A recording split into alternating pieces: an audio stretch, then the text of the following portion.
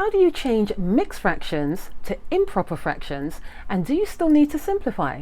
If it's your first time here, my name is Beryl Mohammed. My students call me Miss Beryl.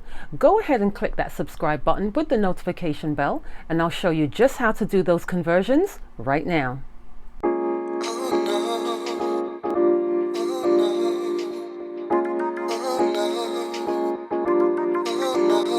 It's like every day. So we are doing the mixed fractions to improper.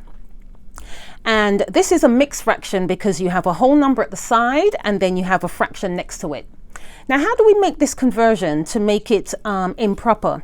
So what you do is you multiply 5 times 7. So this becomes multiplication. And then that answer plus your numerator on this side.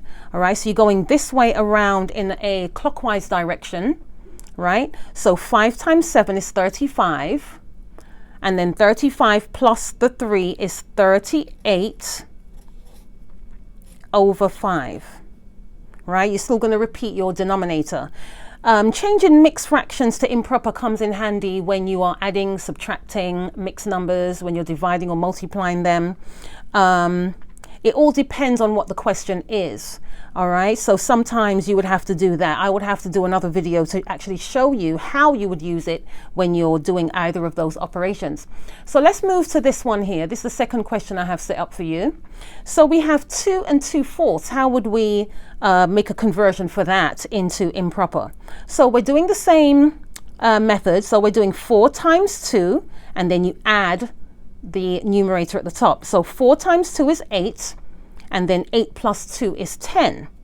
So that's going to give us 10 over, and then you repeat your denominator here. 10 over 4. So we have 10 over 4. Now this can still be simplified. If you're doing the conversion, you need to simplify it, right? So 10 over 4, what does that reduce to?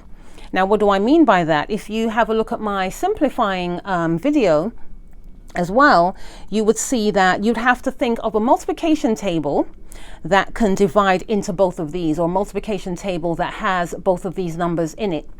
And what do you think that is? Let's have a think. Well, you know what? They're both even numbers, aren't they? So it's always good to go for a 2 if they're both even. So let's divide the top by 2 and divide the bottom by 2. You always divide both of them, the top and the bottom, by the same number. So once you've thought of the 2, you divide the numerator and the denominator by that 2, and then you come with the new answer. So let's do the new answer. So 10 divided by 2 is what, or what times 2 is 10? 4 divided by 2 is what, or what times 2 is 4? Remember, division and multiplication are in the same family. They're fact families, right? They're in the same family. So if you can't think quick enough of the division way, then you do it, you multiply and go backwards and multiply. All right, so what do we have? We have a 5, good, because 5 times 2 is 10. And then what do we have down here? We have a 2. Right? 2 times 2 is 4. And that is how you would do this one. And yeah, they're improper, and they're called improper because you have the numerator is more than the whole part. That's why they're improper. They're not proper fractions. So I think it's a good idea to simplify. Anytime you are doing fractions and you see the opportunity to reduce them, I think it will be a good idea to go ahead and do that.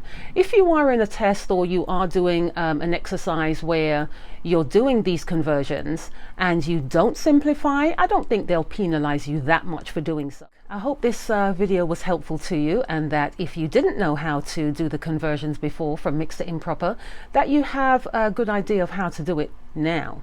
Let me know in the comments below. So I have another great math video lined up for you, so please click on that when it comes up on the screen, and I will see you in another math video.